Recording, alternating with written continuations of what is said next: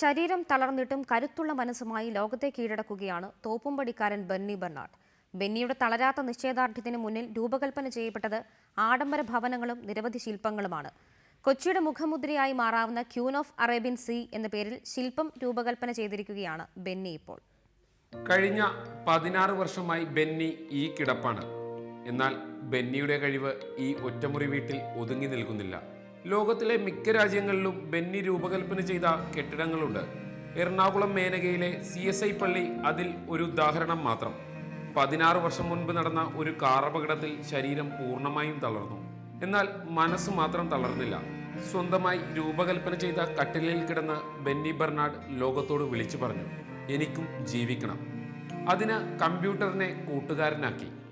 ആരും സപ്പോർട്ട് ചെയ്യാൻ ആളുണ്ടാകുമ്പോഴത്തേക്കും നമ്മൾ എന്തെങ്കിലും ചെയ്തല്ലേ പറ്റൂ.